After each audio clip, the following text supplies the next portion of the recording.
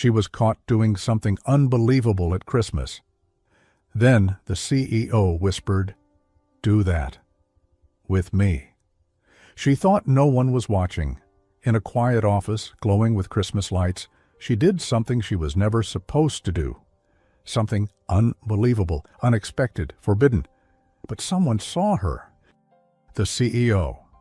While the world outside celebrated Christmas, he stepped closer, lowered his voice, and whispered words that changed everything.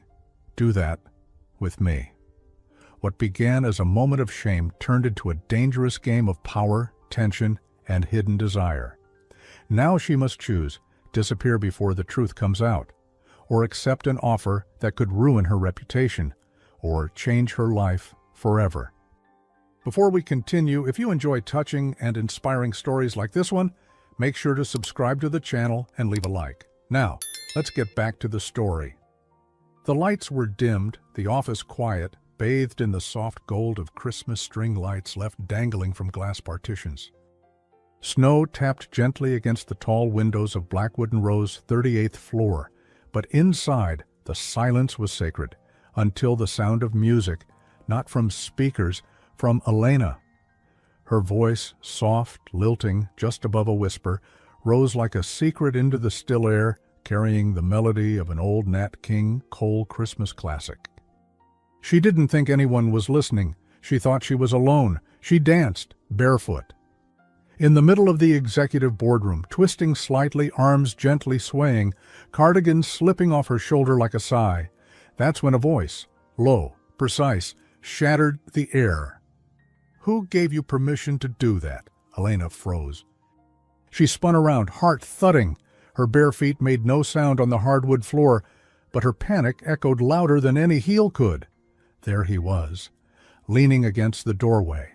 Julian Blackwood, CEO, the man who never came in after 8 p.m., especially not on Christmas Eve. But here he was, arms crossed, arms. Shirt sleeves rolled halfway, jaw tense, watching her. "Mr. Blackwood," she stammered, tugging her cardigan back over her shoulder, suddenly aware of her undone hair, the soft track of music still playing from her phone. I didn't know anyone was here. I just needed a moment." Julian didn't move. He looked at her, really looked, in a way that made the room feel too small. "You're the junior brand strategist, Cross, right?" She nodded, clutching the edge of the table for balance. His voice was unreadable, neither amused nor angry. That was worse. At least fury had direction. "What were you doing in the boardroom at this hour?" "I stayed late finishing the Connors brief." She hesitated. It's Christmas. My apartment feels empty. The lights here feel warmer. I wasn't hurting anything." Silence. Then, unexpectedly, a breath of something like a smile crossed his face. Not quite a smile. Not yet. He stepped into the room. Elena tensed. His presence changed the temperature of the air. He glanced at her phone, still playing softly on the table. Nat King Cole was fading into the Christmas waltz. "Do that," he said quietly, stopping inches from her. "With me." She blinked. I don't understand." He reached out, not to touch her, but to press pause on her phone. "You danced in my boardroom." "Do it again. With me." The words weren't flirtatious, they weren't mocking. They were curious, controlled, a challenge. "It's late," she whispered, "and this isn't exactly proper." His expression didn't shift. "Exactly." Then he stepped back, held out one hand, just one, palm up, open. She stared at it. Everything in her told her to say no, but everything else, the loneliness, the ache, the need to feel alive, told her otherwise. She took his hand. It was warm. He led her into the center of the room, and just like that they danced. No music, just movement. Her bare feet, his polished shoes. A slow, impossible waltz between a junior strategist and a man who signed off million-dollar deals before breakfast. At one point, his hand found the small of her back, just long enough to guide her turn, but she stepped away. "I should go," she said, voice trembling. "This was a mistake." He didn't stop her. Didn't say a word. Just watched her pick up her heels and walk barefoot down the hallway, cardigan wrapped tight around her, like armor. She didn't see the look he gave the spot where her feet had just stood, or the small smile that finally, barely, broke through. 1 hour later, her phone buzzed. Blocked number. Text only. Next time, don't leave before finishing the dance. The next morning, December 25th.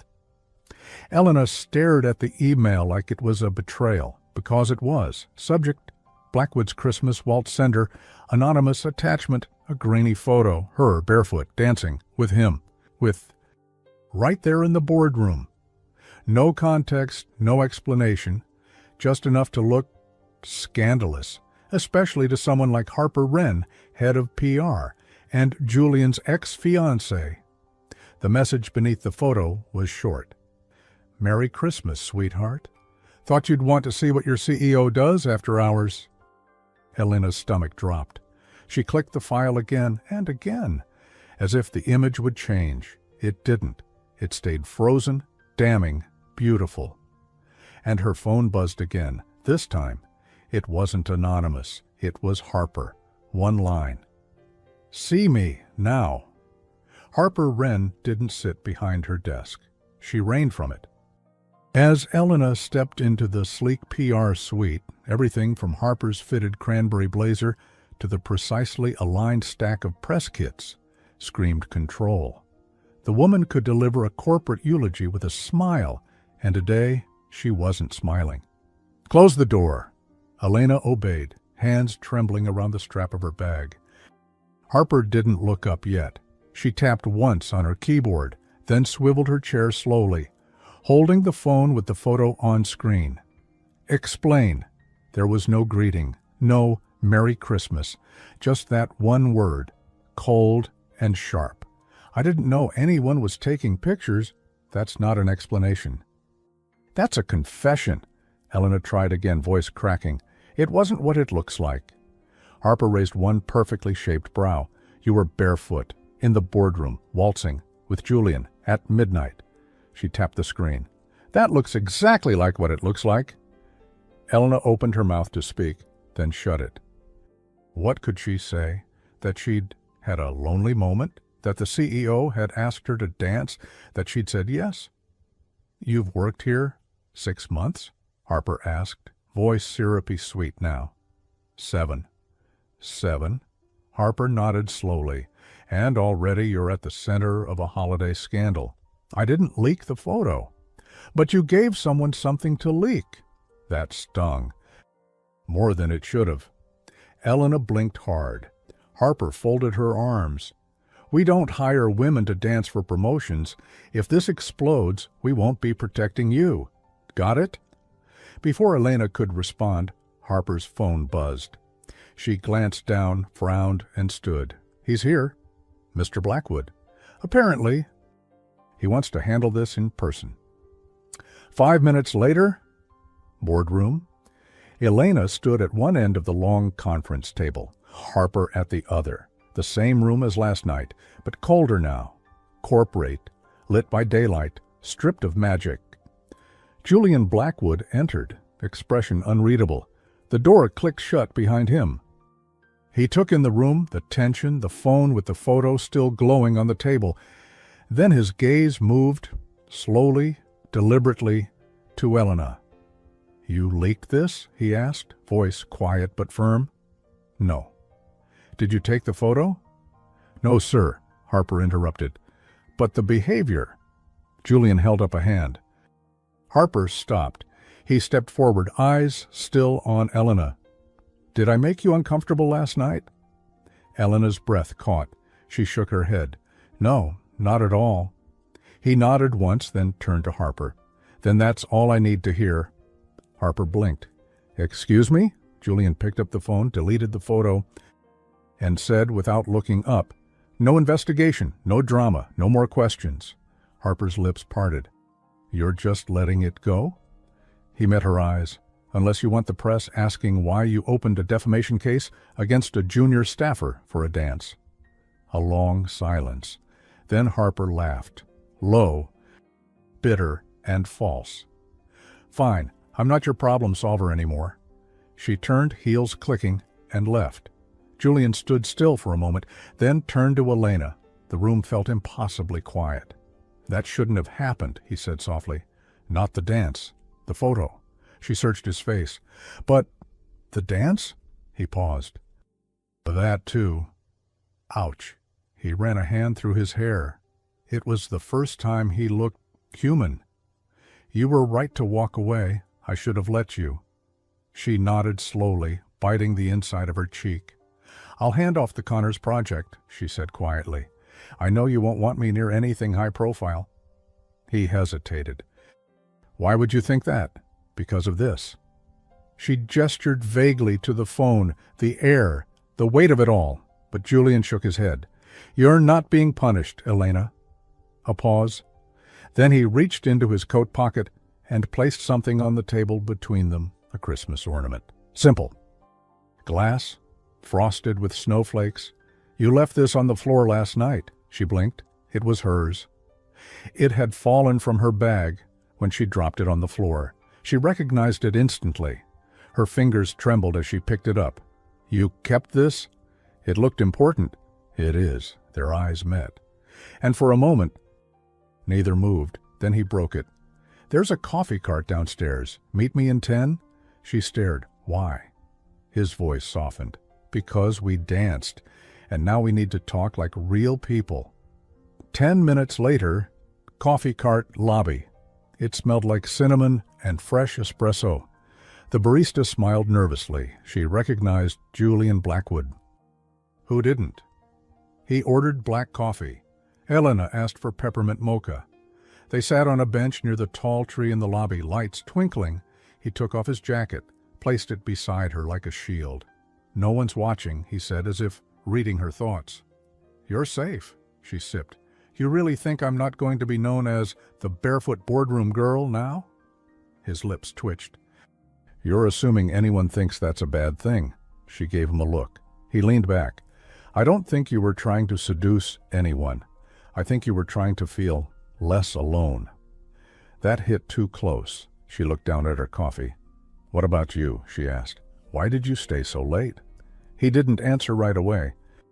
Then he said simply, "Same reason." Their cups sat side by side. The heat between them wasn't scandal now. It was understanding. And maybe something else. But before Elena could respond, Julian's phone buzzed. He read the message, face going cold. Then he stood.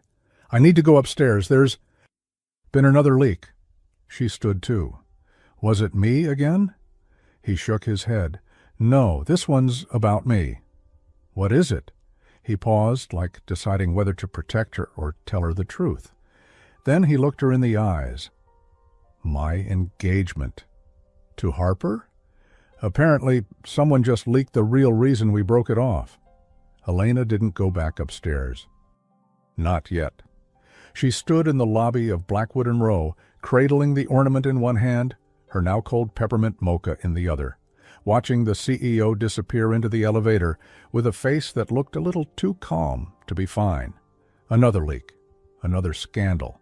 This time about him and Harper.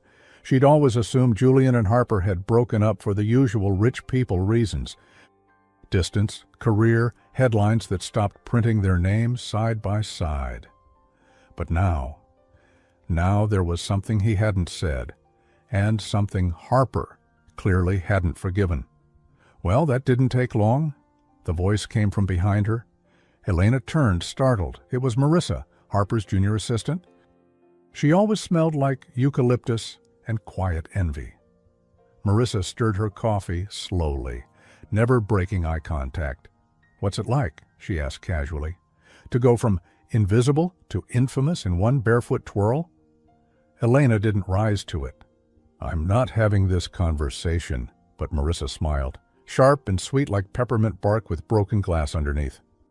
"You don't get it, do you?" she whispered. "You stepped into a war you don't even know exists."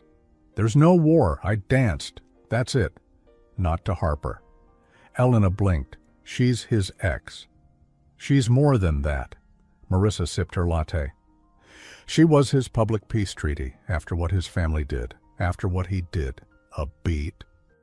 You know nothing about what he left behind, Elena? Then she walked away, and for the second time that day, Elena felt her chest tighten with a question no one had asked out loud yet. What had Julian Blackwood left behind? Upstairs, CEO's suite. Julian stood in front of the wall of glass behind his desk. Phone in hand, expression unreadable. The article was live. Blackwood breakup. CEO called off engagement days after father's will revealed private family fortune dispute.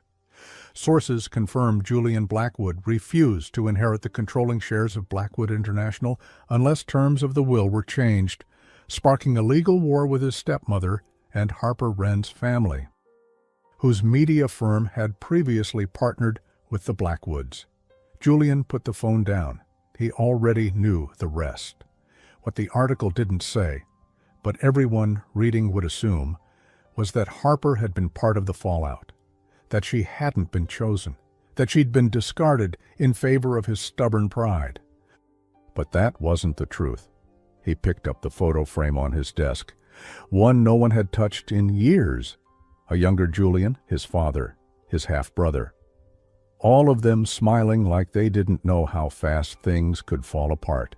He set the frame down gently. Then his assistant buzzed. "Mr. Blackwood? Ms. Cross is here to see you." CEO office. Later, Julian didn't expect Elena to speak first, but she did. "I think Harper's trying to destroy you, and I think she's using me to do it." Julian didn't deny it. He didn't even look surprised. "She's not the only one who wants me undone," he said calmly. "But yes, she's motivated." "Why?" Elena asked. "Because you broke her heart?" A pause. Then he looked her directly in the eyes. "No, because I didn't let her rewrite my father's legacy." He gestured toward a chair. She sat. "My father's will," he said, leaning back, "was complicated, let's just say. It prioritized appearances over people. Harper didn't mind that. I did." Elena nodded slowly. "You chose principle over partnership. I chose not to pretend." She looked around his office. It was beautiful, but sterile. No photos of family, no signs of celebration, just clean lines and cold surfaces. "So now she's making sure you don't get to pretend at anything else." Julian let out a soft breath. "And you got caught in the crossfire." They were both quiet for a moment. Then Elena said gently, "I don't think this is going away on its own." "It won't." "Then, can I help?" Julian looked surprised. "You'd do that? After everything?"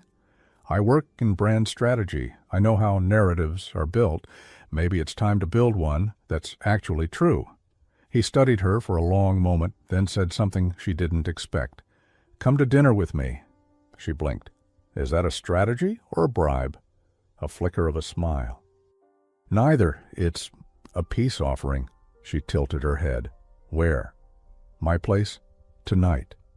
Her breath caught. This was crossing a line. But then he added, "It's just dinner. No press, no ballroom, no rumors. Just two people who need to talk, away from everyone watching." She hesitated, then nodded. "Okay, but I'm bringing dessert." That evening. Julian's penthouse. The elevator opened directly into his home. Dark wood floors, soft jazz playing in the background. A towering Christmas tree stood near the window, decorated in deep gold and burgundy. Elena stood awkwardly at the threshold, holding a small box of shortbread cookies wrapped with a red ribbon. Julian appeared from the kitchen in a soft gray sweater and jeans, looking entirely un-CEO-like for the first time. "You brought cookies?" he asked, amused. "Bribery. For reputation restoration." He smiled and took them, brushing her fingers lightly as he did. "Come in." The table was already set. Candles, 2 glasses, a bottle of wine breathing nearby. "You cooked?" he gestured. "Roasted chicken and 1 salad. Don't ask how many times I had to Google blanching." They sat, they ate, and for a while, There was silence, but not uncomfortable, warm. Familiar. She told him about her mom, the ornament, the dance.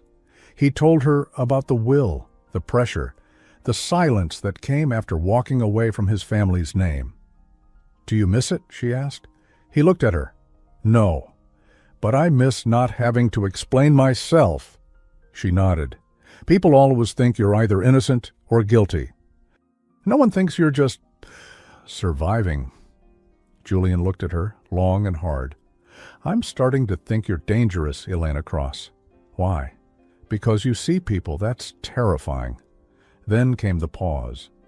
That silence before something shifts. He leaned closer, not too close, but enough to ask quietly, "If this gets worse, are you ready for people to say things about us?" Her heart skipped. They already are. But not true things. She held his gaze. Maybe they will be. And just like that, the next leak hit the press. But this time, Julian leaked it himself, a photo. The two of them sitting in his penthouse, mid-laughter. Cookies on the table, chicken half-eaten, no touch, no scandal, just undeniable humanity. The caption? "Happy holidays, no comments, no shame, just clarity." The backlash was instant. It wasn't loud, it wasn't angry, it was quiet, corporate, which was worse. Monday morning at Blackwooden Road didn't come with shouting. It came with closed doors, whispered glances, and inboxes full of things not said. Elena sat at her desk, head low, mouse unmoving, while an email from legal blinked unread. "Please confirm your availability for a clarity conversation regarding your relationship with executive leadership." Not a reprimand. Not a warning. Just a reminder that her name, now linked to his, came with consequences. And coffee breaks now came with silence. The copywriter who used to save her muffins didn't say good morning. The IT guy stopped asking about her playlists. Even the receptionist, once chatty, looked through her like she was glass. Because she wasn't just Elena anymore. She was that girl, the one who danced, the one who dined, the one who didn't belong but got invited in anyway. That afternoon, she took the service elevator to the 37th floor cafe, the one no one in her department used. She needed air and peppermint tea. She carried her cup to a window table. That's when she saw Harper, sitting 2 tables over, with her back straight and her voice lowered, but not low enough. "She's not even qualified. You think this is about love? Please, she's a storyline, a disposable one." The woman across from Harper murmured something. Harper scoffed. Girls like her always make the same mistake. They think a moment means a future. Elena stood. She could have left. Should have. But her feet walked before her brain had time to protest. She stopped right at their table, eyes calm. "If you have something to say to me, say it directly." Harper didn't flinch. She didn't even look embarrassed. She just smiled. "I was wondering how long it would take you to start believing you belong upstairs." Elena kept her voice steady. "I'm not upstairs. I'm here, doing my job." "And what is your job now, Elena?" Harper's tone was silk, soaked in ice. "Strategy or seduction." The air went still. Even Harper's friend looked uncomfortable now, but Harper didn't blink. "You're the kind of girl they don't forgive," she said softly. "Not in this world. They let you in just long enough to burn you out. And when you're gone, they rewrite the story without you." Elena opened her mouth, then stopped. Then, because there it was, the truth Harper had wielded like a dagger wrapped in pearls, not a threat, a prediction.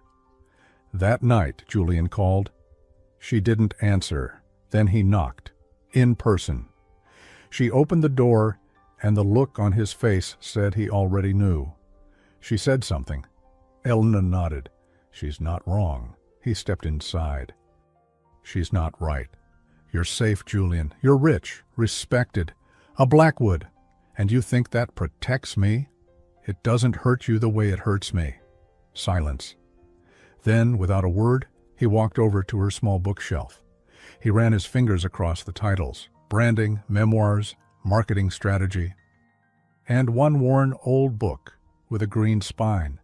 "Jane Eyre?" he asked. She shrugged. "It was my mother's." He opened it. A note fell out. "Handwritten, for my Elena. Remember, dignity isn't how others treat you. It's how you hold yourself when they don't." He held it out to her. "You forgot this." Tears stung her eyes before she could stop them. She didn't speak. He didn't push, just reached for her hand. And for a while, they stood in silence. Just that. Two people in a small apartment where nothing was fancy, but everything was real. The next morning, Elena didn't hide. She walked into work, held her head high, wore the same cream sweater she wore the night of the dance, washed and pressed, but still hers. She passed Harper, didn't look down, didn't look away, and sat at her desk like she belonged there, because she did. That day something shifted. One of the interns, a quiet girl with a lavender notebook, slipped a Post-it onto her desk when no one was looking. "You're my favorite person in the office. Also, I dance when no one's looking too." Elena smiled. That was her micro-victory. Tiny, honest, gold. That afternoon, the head of HR, a woman named Cora, who wore purple glasses and floral scarves, called her in. Elena braced herself, but Cora just offered her a seat and a cookie. "Before we begin," Cora said, "I want you to know we don't punish people for being human." Elena blinked. Cora continued, "You're not under investigation. You're under pressure, and I'd like to make sure you have support."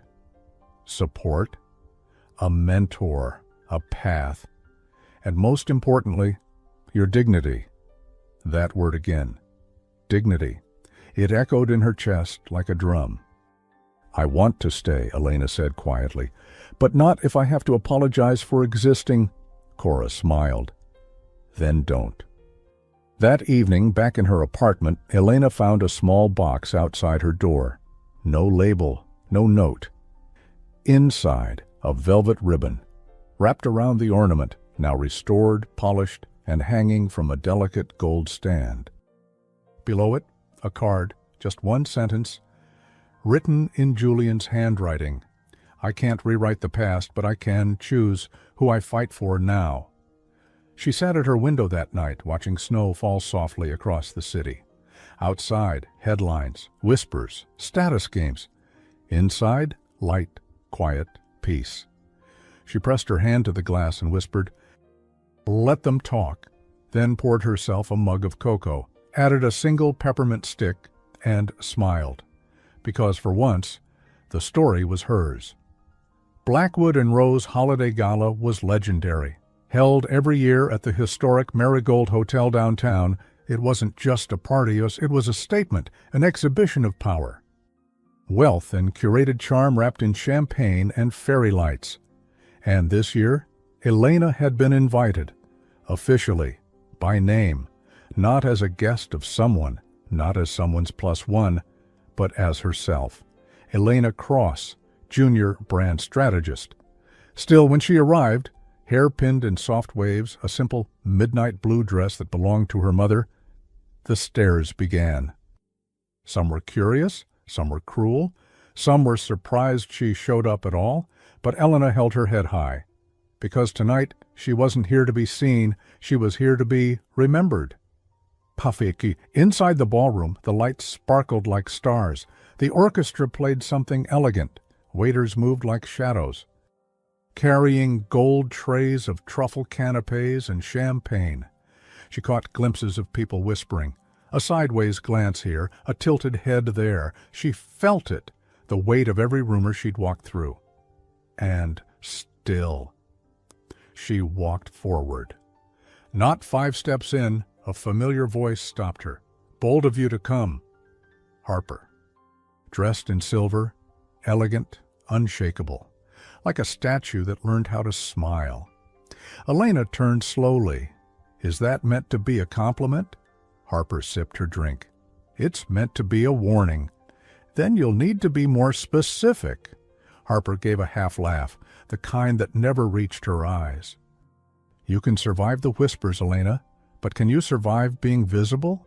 Because now, every word you speak, every step you take, is part of someone's agenda, and not all of them are yours. Elena didn't flinch. Then maybe it's time someone wrote their own agenda. Harper leaned in, her voice lower now. Just remember, people forgive ambition. They don't forgive audacity. And with that, she walked away, like smoke disappearing between chandeliers. Julian found her near the marble fountain in the center of the ballroom. He didn't say anything at first, just slipped beside her, offering a glass of champagne and a nod of silent solidarity. "You came," he said finally. She glanced at him. "You doubted me?" "No, I worried about what it would cost." She looked out across the crowd. Not coming would have cost more. They stood together for a while, two people in the eye of a storm, untouched. "You look," Julian began but paused. Elena smiled softly. "So do you," he chuckled. "You didn't let me finish." "Didn't need to." Halfway through the evening, a hush fell. Cora, the head of HR, stood near the front of the room, tapping her glass gently. "Before we enjoy dessert," she announced, "we'd like to acknowledge one of the rising voices in our firm. A strategist who helped reshape a client narrative this quarter with grace, clarity, and innovation." A beat, then Elena Cross. The room turned. Julian looked at her. Elena froze. This hadn't been part of any plan. But slowly, heart pounding, she walked to the front.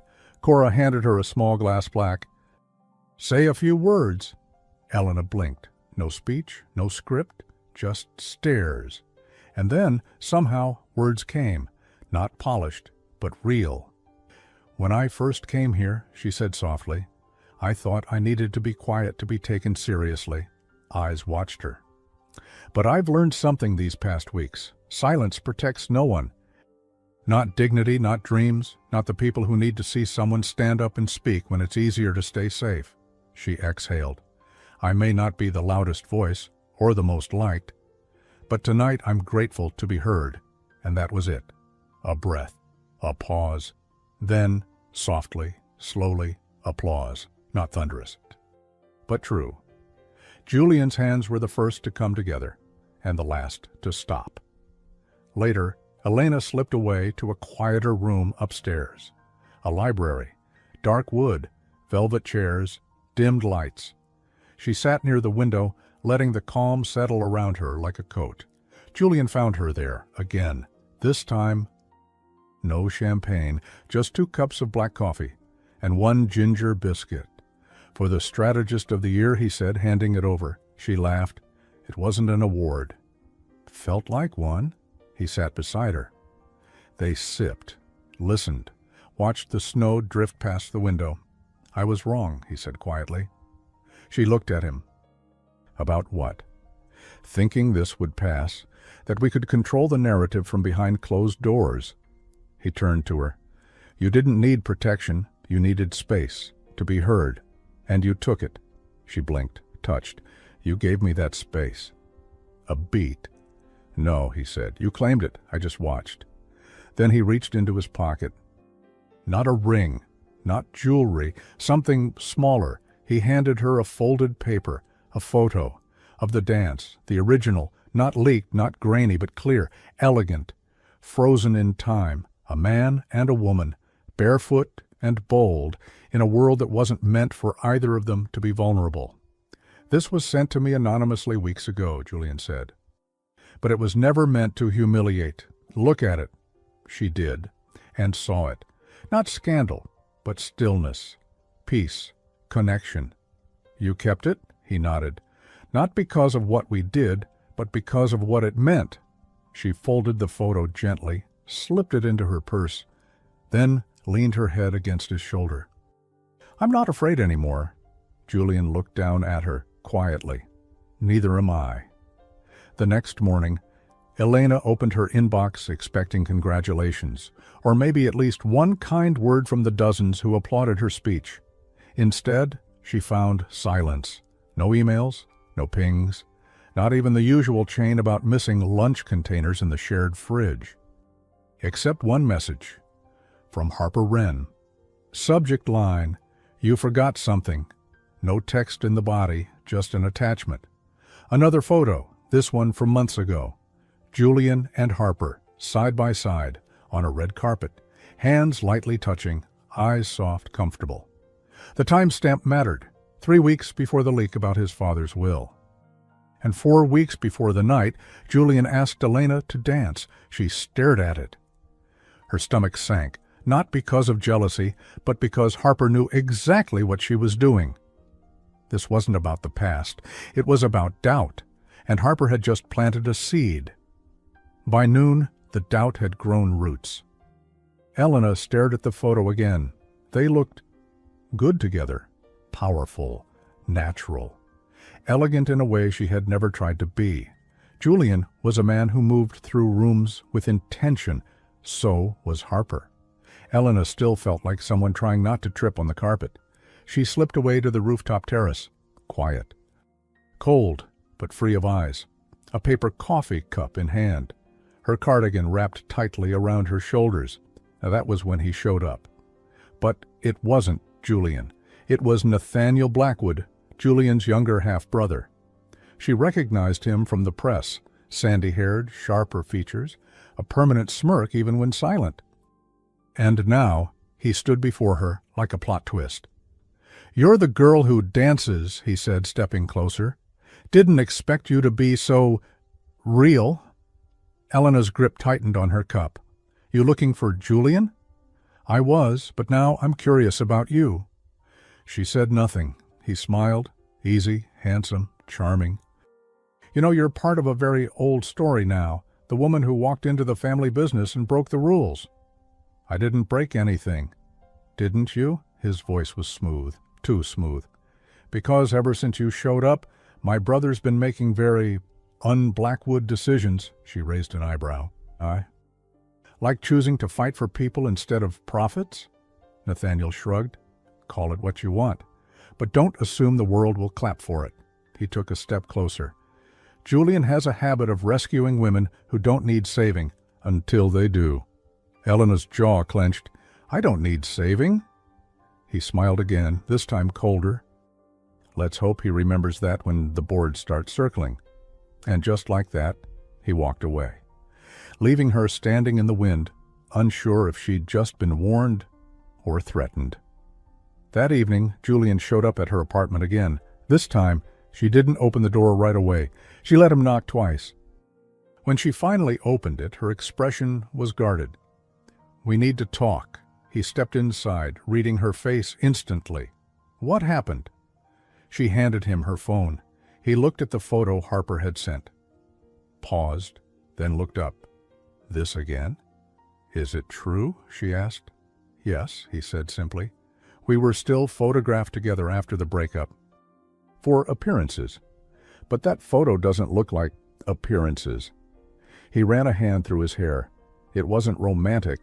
It was complicated. But I haven't touched Harper in over a year, Elena." "You could have told me." "And said what?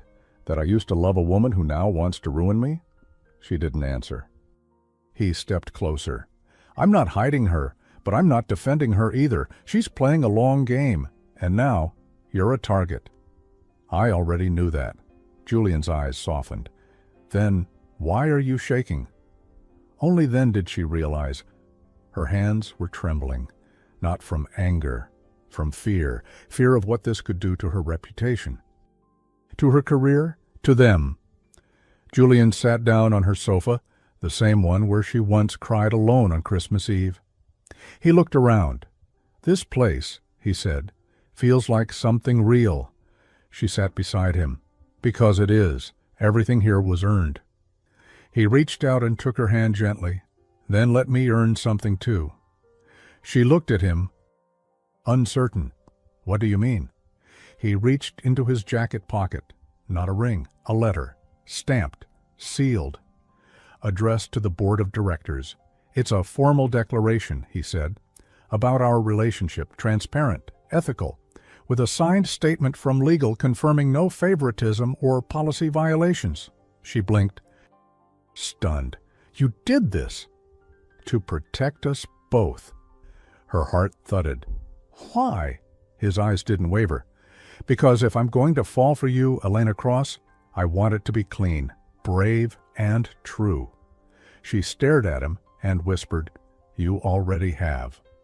The next morning, the news hit the company intranet. Julian Blackwood, CEO, issues formal relationship disclosure to uphold transparency amid recent PR speculation.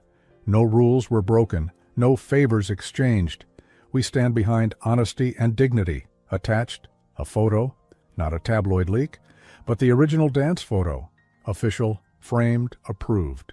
Next to it, one line, sometimes a story begins when you stop hiding it.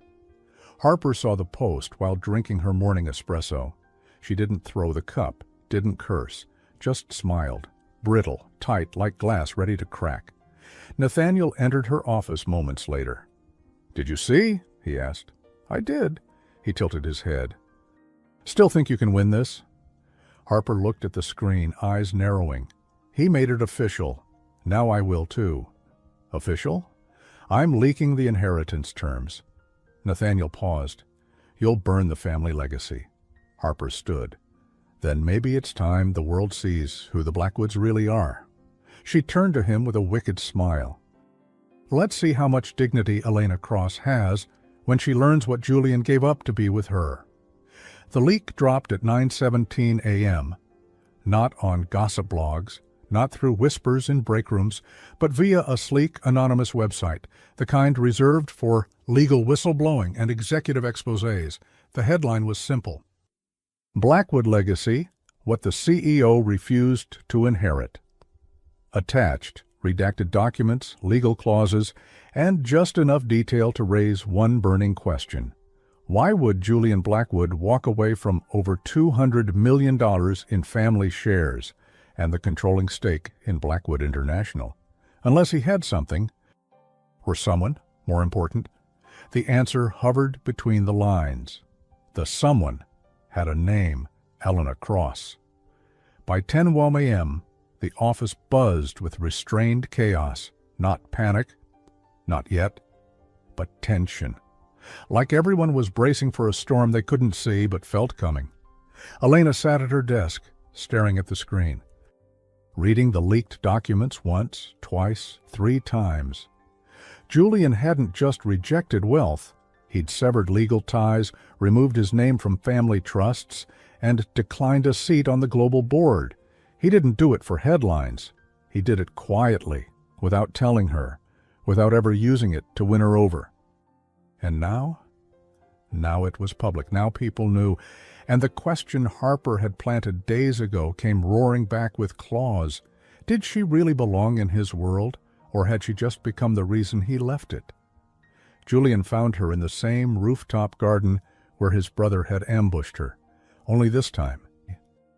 She wasn't looking out. She was sitting on the bench, hands folded, eyes on the ground, still, quiet, wounded. He approached carefully. You saw it, he said softly.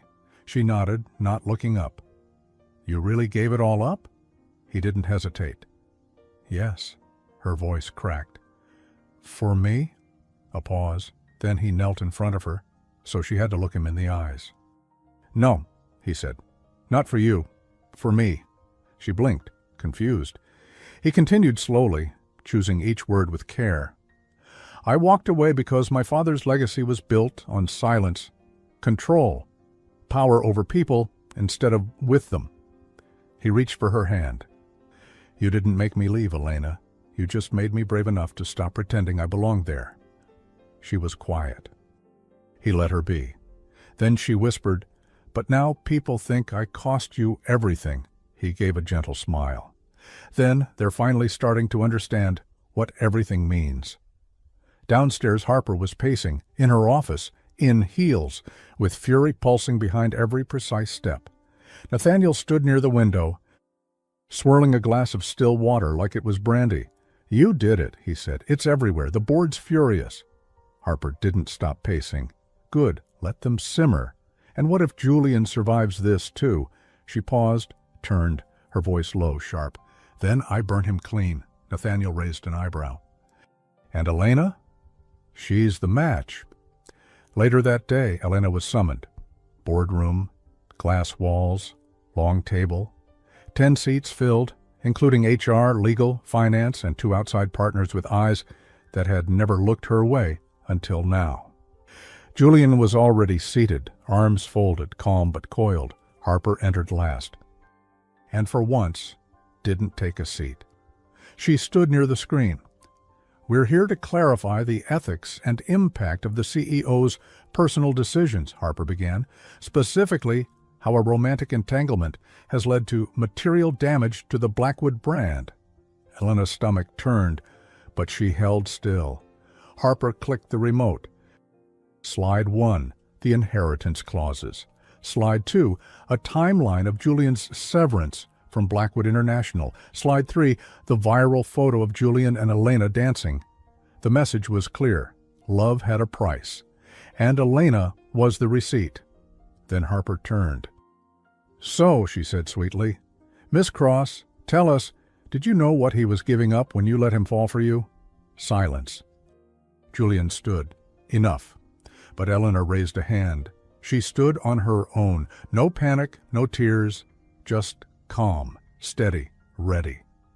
No, she said, I didn't know what he gave up because he never made it part of his pitch. She looked around the room. He didn't sell me his sacrifice. He didn't use it to justify anything. He let me in without needing to impress me. A beat. And I stayed because he made me feel like I didn't have to earn the right to exist in this space.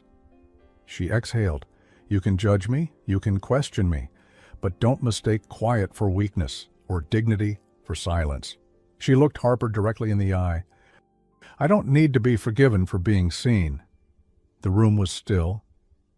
Julian looked at her like he'd never seen anything more beautiful in his life. Even the board didn't speak, not at first.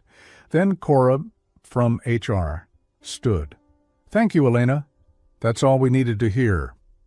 Later, as the room cleared, Julian and Harper were the last 2 left. She didn't speak at first. Then, finally, you really gave it all up for that. Julian stared at her. No, I gave it up so I could stop being a version of myself you needed me to be. Harper tilted her head. You know they'll never see her as one of us. Then maybe us isn't the standard anymore. She gave a bitter smile. You think you've won? Julian shook his head. No, but I finally know what winning isn't. That night, Eleanor returned home to find a small package on her doorstep. Inside, the original signed inheritance letter Julian had once submitted. Now, with one handwritten line across the bottom, I choose her. Every time. Folded inside it, a gold ribbon, the same one she'd wrapped around her mother's ornament. She stood there, in the hallway, clutching the note to her chest, tears finally falling, not from fear, but from relief. The city glowed under its blanket of winter. Storefronts blinked with lights. Children dragged sleds through slush. Couples clutched cocoa cups like lifelines, laughing too loudly in the cold. But Elena barely noticed. She was on her mother's porch, in the old neighborhood, the kind with cracked sidewalks and mailboxes decorated with tinsel instead of marble wreaths. She hadn't been back in nearly a year, since the funeral. Now she stood in front of the little red door that still had a wreath with fading pine cones. The ornament Julian had returned hung quietly on a hook near the window, watching, waiting. Her Aunt Grace opened the door, wiping flour from her hands, eyes going wide. Elena? Oh, sweetheart. And suddenly she was 12 again, wrapped in warm arms that smelled like cinnamon and old books. Inside, the kitchen smelled like home, bread baking, orange peels drying on the radiator, mugs of spiced tea already waiting on the counter. They sat together at the tiny table, knees touching. You look tired, Grace said gently. Is this about a man? Elena laughed. A real one, small but soft. Yes and no. Grace didn't press. She never had to. Elena sipped her tea, then let the words come. He gave everything up. Family, money, name, a whole future carved out in stone, and somehow, I'm the story now. The one they watch. The one they whisper about. Grace nodded slowly. Do you love him? Elena hesitated, then whispered, I don't know if I love him because of what he gave up, or because he never asked me to give up anything. She blinked hard. I never wanted to be chosen. I just wanted to be seen. Grace reached over, resting her hand on Elena's. Then don't confuse being loved with being used. And don't run away because you're afraid you finally got what you asked for.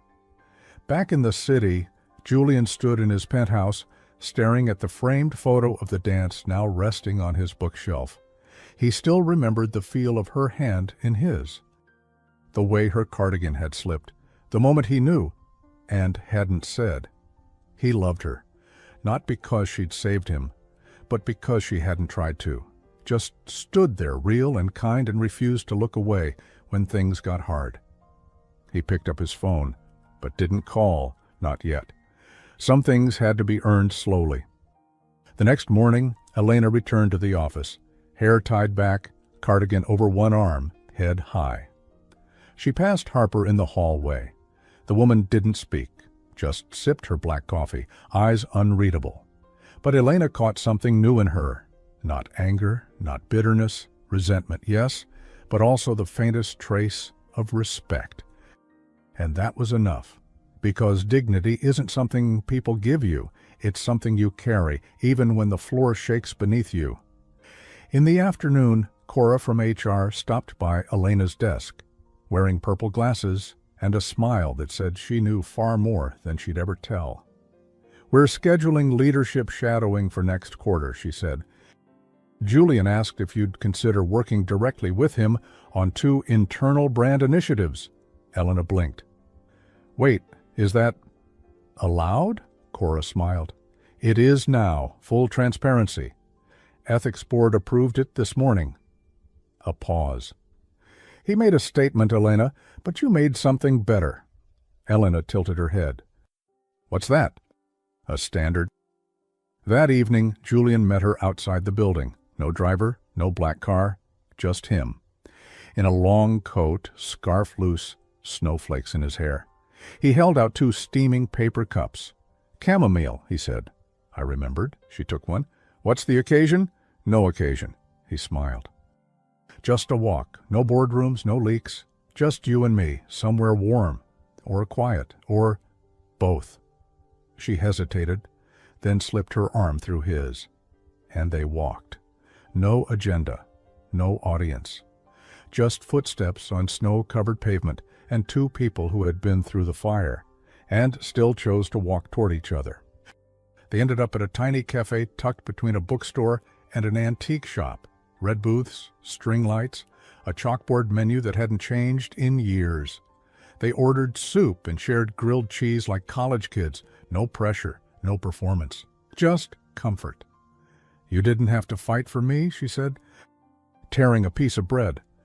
I didn't. Julian met her eyes. I fought for us. She was quiet, then said softly, You scare me sometimes. Why? Because you're not who I thought powerful men were. He leaned back. And who did you think we were? Lonely, controlling, shaped like the world that built them. Julian nodded thoughtfully. That's who I was, for a while. He reached across the table. But then I met a girl who danced barefoot in my boardroom and didn't ask permission to be herself. She looked down, smiled. You say that like it's brave. It is.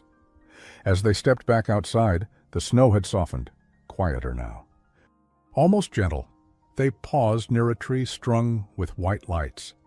And Julian pulled something from his coat pocket. Not a box, a small velvet pouch. He opened it. Inside, a gold ornament hook, just the hook. Elena blinked. What's that for? He smiled. I think your ornament deserves a place on my tree this year. She stared at him, eyes wide. Are you asking me to Bring your stories, he said gently. Bring your cardigan, your coffee order. Bring your doubts and your jokes and your peppermint tea. I don't want a perfect life, Elena. I want a real one, with you in it. She bit her lip. Then whispered, okay, but only if I can pick the first song we dance to on New Year's Eve. He laughed. Deal! And as snow fell around them, for once it didn't feel like an ending. It felt like the beginning of something that would last. New Year's Eve. The skyline sparkled in anticipation, fireworks waiting like secrets in the sky. Inside Julian's penthouse, the lights were low, the music soft. And the living room smelled faintly of pine and cinnamon. A tall tree stood proudly in the corner, trimmed with deep gold ribbons and delicate glass ornaments. And near the very center of it, nestled gently between branches, hung a familiar object. The ornament resting where it could catch the light. Julian had waited until she arrived to place it there, with her hands, her timing, her permission. That mattered. Everything about this new life had to come with care. Elena stood back, eyes shimmering. She would have liked you, she whispered. Julian, standing behind her, wrapped his arms around her shoulders. I would have liked her too. They had invited only a few people for the private gathering. No press, no board, no ex-fiancés or whispered scandals, just the people who had earned their place. Cora, in her signature purple glasses and a sequined shawl. Aunt Grace wearing lipstick for the first time in years and carrying a tray of almond cookies. The lavender notebook intern, Lucy, now freshly hired, clutching a soda and trying not to stare at the view. It was quiet, warm, Elena's world, gently merging with Julian's. Until the doorbell rang, Julian froze. Elena, frowning, moved toward the entry. Are we expecting someone else? He shook his head. He hadn't invited anyone else. Elena opened the door and found Nathaniel on the other side, tall, calm, holding a gift bag in one hand and a smirk that didn't quite reach his eyes. Didn't want to miss the show, he said smoothly. Julian appeared behind her. You're not on the list. Family doesn't need a list, Nathaniel said, stepping inside uninvited. He scanned the space like a man measuring what he might inherit one day. Nice place. Festive. A little humble for you, though, isn't it? Julian's jaw tightened. Say what you came to say. Nathaniel glanced at Elena, then back to his brother. You think this holds? Don't you? He said softly.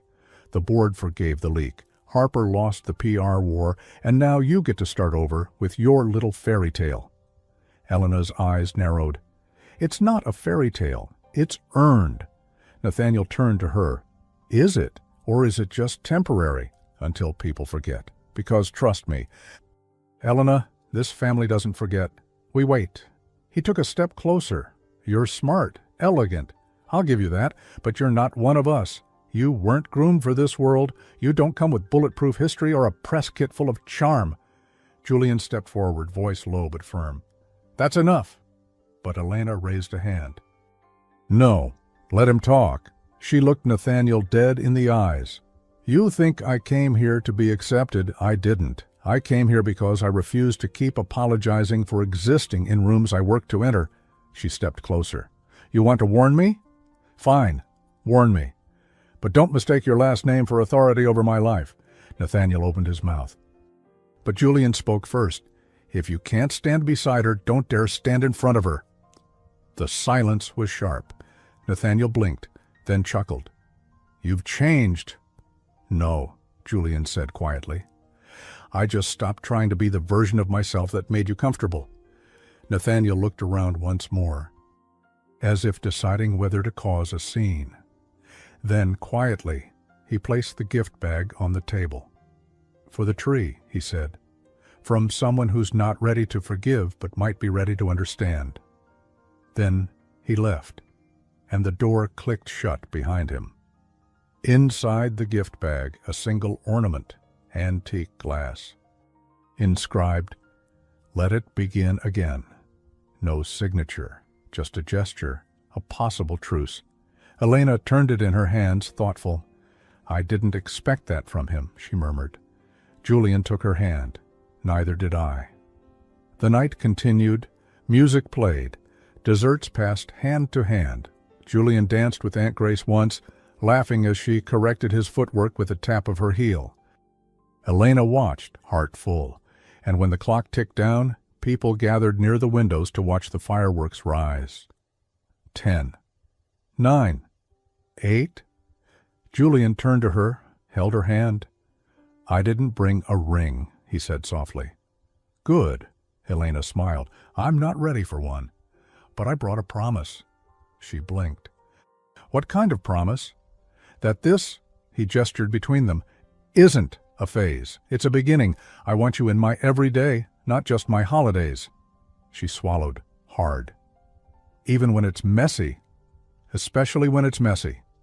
3, 2, 1.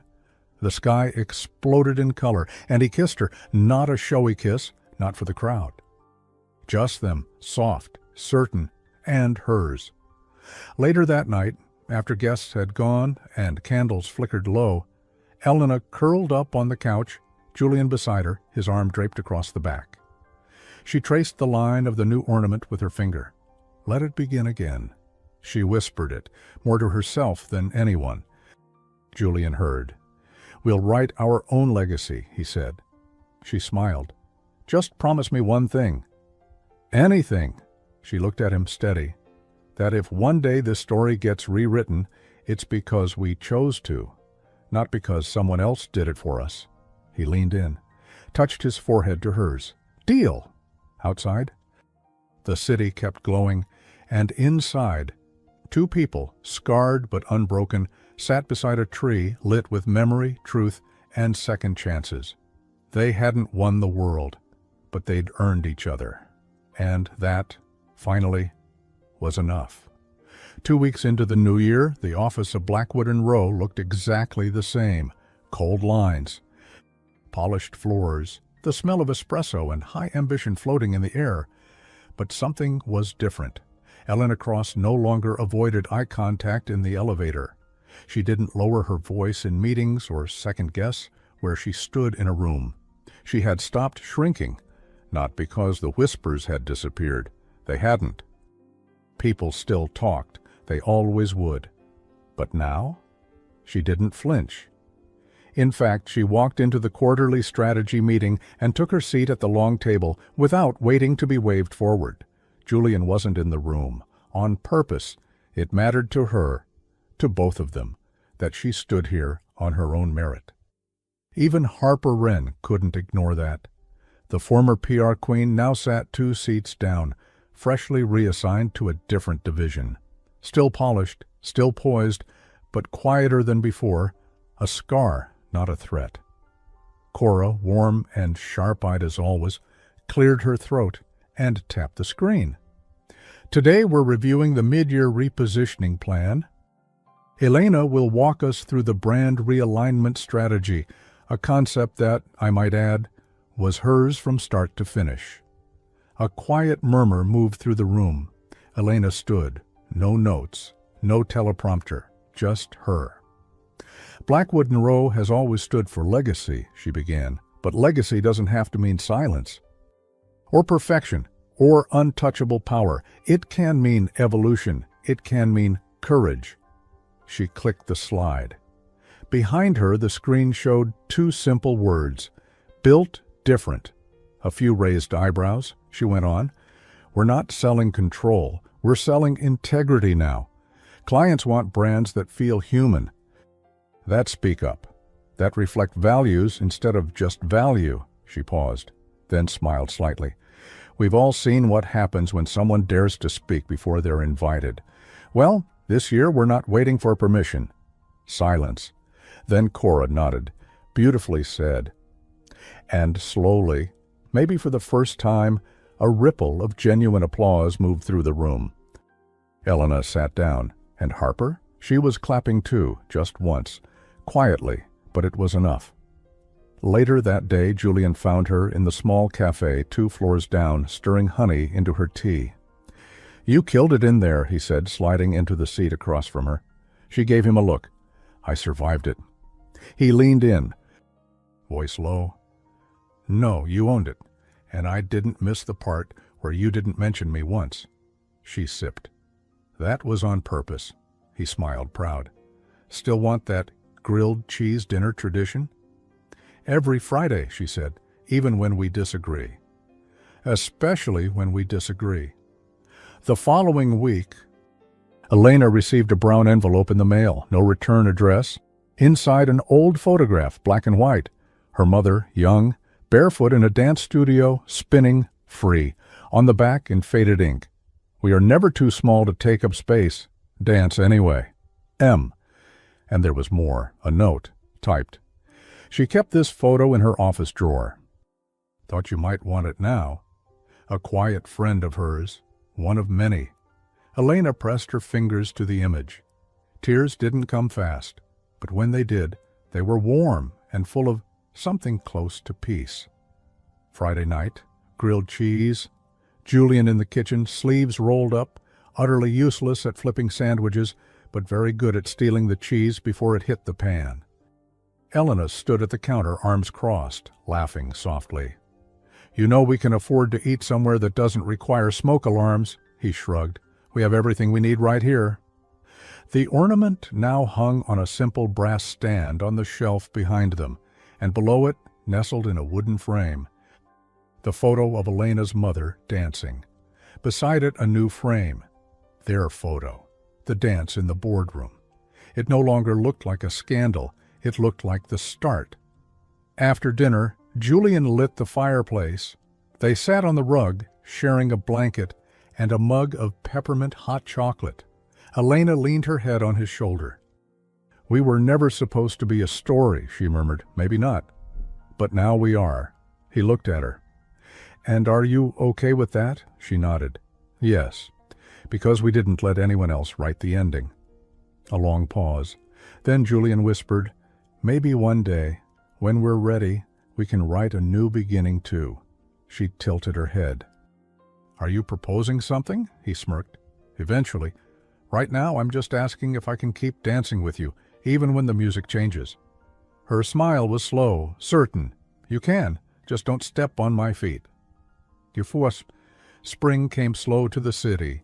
The snow melted from the sidewalks in hesitant patches. Trees wore buds like secrets they weren't ready to share.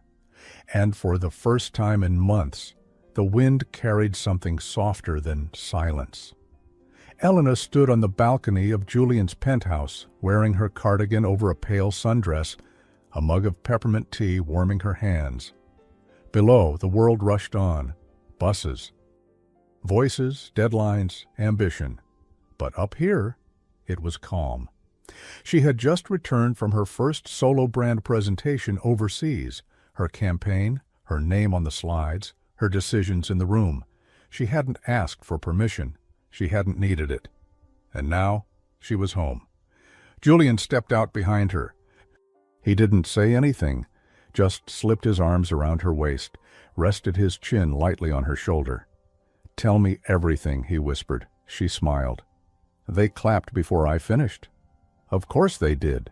I didn't freeze, not even once. I never doubted that. She leaned back into him. I didn't just speak. I led. He kissed the top of her head. You were born for it.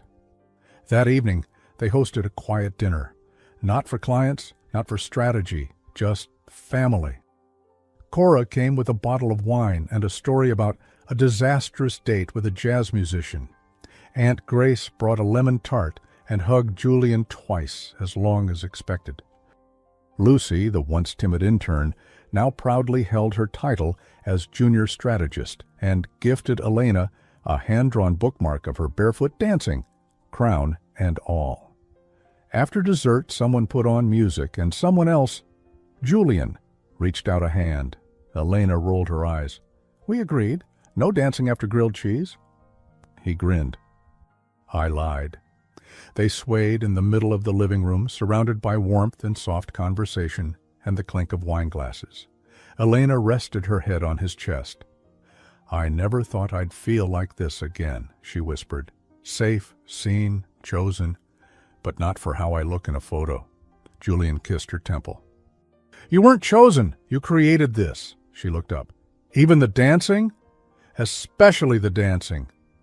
After everyone had gone and the apartment had settled into candlelight and quiet music, Julian turned to her with a seriousness that made her heart pause. He didn't kneel. He didn't hold a box. He just held her hands. You know I love you. She nodded. I love how you fight, how you think, how you drink peppermint tea when you're scared and still walk into the fire anyway. He took a breath. But I don't want to define you. I just want to walk beside you.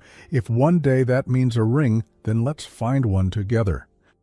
If it means this, quiet nights, slow mornings, shared life, then that's enough too. Elena looked at him, chest tight, tears stinging her eyes. Oh, what are you asking? Julian smiled. I'm asking if I can keep building a life with you. No contracts, no timelines, just commitment, just us. She laughed. Then nodded. Yes, yes to all of it. Months passed. Elena kept rising. Her brand work was being featured in national magazines. One client called her the new face of ethical influence. Another said, she builds trust the way others build walls. Julian kept building too, not just the company, but the culture around it, one that left room for people like Elena, people who spoke up, people who once danced alone, and quietly, behind the scenes, Elena became the example that interns pointed to and whispered, "That's who I want to be." That December, almost 1 year to the day, Blackwood and Rowe hosted another holiday gala. This time, Elena arrived through the front doors, not alone, not whispered about, but expected, admired. She wore a dress the color of frost, her hair down in soft waves. She walked with certainty, not arrogance. And when she entered the room, people turned, not to gossip, but to greet. Harper Wren stood across the ballroom. She raised a glass. Elena nodded. Not friends, but no longer enemies. Just two women who had learned, in different ways, how to survive being underestimated. Near the end of the night, Julian approached Elena by the tree in the corner of the ballroom, same place she'd stood last year. He handed her a small velvet box. She blinked. I thought we weren't doing boxes. Open it. Inside, a new ornament, gold, elegant, inscribed. The girl who danced anyway. Elena laughed, her throat catching. You kept calling me that. Because it's who you are. He gestured to the tree. Will you put it up? She smiled, and together. They hung it on the highest branch, right beside the old ornament, her mother's. That night, as they returned home, coats dusted with snow, hands warm around each other, Elena paused in the elevator, looking at their reflection in the mirrored walls. She didn't look like a girl in over her head anymore. She looked like a woman who had survived the worst, spoken the truth, earned the room, and stayed soft through it all. She didn't belong to Julian. She didn't belong to Harper's stories, or the board's permission. She belonged to herself. And he loved her for that. 1 year later, from the outside, the house was small, stone walls, pale and warm, windows framed with linen curtains, a garden full of lavender that swayed gently in the breeze. It wasn't a mansion. It wasn't a status symbol. It was a home. And on that spring morning, dressed in white ribbons and wildflowers, laughter and soft sunlight, it was also an altar. Elena stood on the old wooden porch, wearing a dress no one had chosen for her. It was light, fluid, with soft sleeves and a delicate satin ribbon tied at her waist. Her hair was loosely pinned in a low bun, with a few strands falling the way they always did. Stubborn, soft hers on her chest. Stitched into the fabric was a small golden hook, the one that once held her mother's ornament.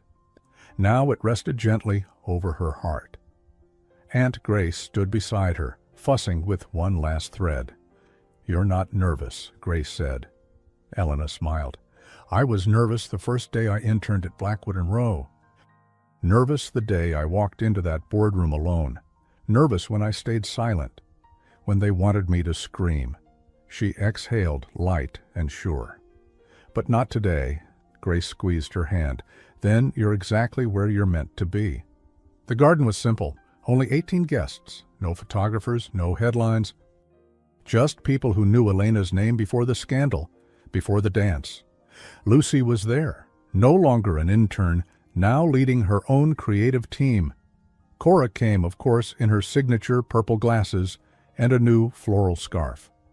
And Julian, standing beneath a wooden arch covered in lavender and white roses, wearing a soft gray suit, no tie. In the pocket of his jacket there was no fancy handkerchief, just a folded piece of paper. The handwritten note from Elena's mother, "Dance anyway." As Elena walked barefoot down the garden path toward him, yes, barefoot, there was no dramatic music, just the sound of the breeze. A few birds in the trees and the quiet breath of people who had witnessed every step that brought her here. Julian extended his hand. She took it. Firmly, freely, nothing was rushed, nothing had to be proved anymore. They stood side by side, surrounded by trust, no officiant. They had written their own vows and agreed to speak them only to each other. Julian went first. "You changed me." His voice wasn't trembling, it was steady, like him. "Not because you tried to, because you refused to disappear, even when I didn't deserve you to stay." He looked into her eyes. "I love how you speak. I love how you walk into every room like you're not asking for permission anymore. I love that you danced, even when you thought you were alone." He paused. "You were never alone." Elena blinked back tears, then spoke. "You didn't save me. You didn't give me a spotlight. You just never looked away. And that was enough." She held his hands tighter. "I don't need a fairy tale. I don't want a pedestal. I just want a life that's real and kind and slow. And you, always you." No one clapped. There wasn't a cue. But in the stillness, someone sniffled. Then everyone smiled. And that was more than enough. Julian leaned forward, not rushed. He kissed her gently, and just like that, they were married. Not because of a signature, because of a choice. That evening they sat together on the back porch, not in gowns or suits, but in sweaters and bare feet, sharing a piece of lemon tart from Aunt Grace's tray. The air smelled like rosemary and warm wood. Inside, the fire crackled. On the mantel stood 3 ornaments. The original, still delicate, still whole. The gold one Julian had made, the girl who danced anyway, and a third one, glass with a quote etched in white script, "Built different, loved anyway." Elena leaned against Julian, warm mug in hand. "Do you remember what you said to me that night?" she asked. "Which night?" "Christmas Eve, after I danced, when I tried to run." Julian smiled. "I said, 'Don't leave before you finish the dance.'" She nodded, then whispered, "I didn't." He kissed her forehead. And they sat there quietly, married, home, together, not because the world had made space for them, but because they'd made it themselves. When the world tries to decide who you are, speak louder by living the truth. You don't need permission to take up space. You only need the courage to keep dancing. The end. What about you? Would you have walked away after the photo leaked, or stayed and claimed your place like Elena? Tell me in the comments. Rate this story from 0 to 10, and if you felt something real, don't forget to like and subscribe for more stories that touch the heart. See you in the next story, and until then, don't stop dancing, especially when no one's watching.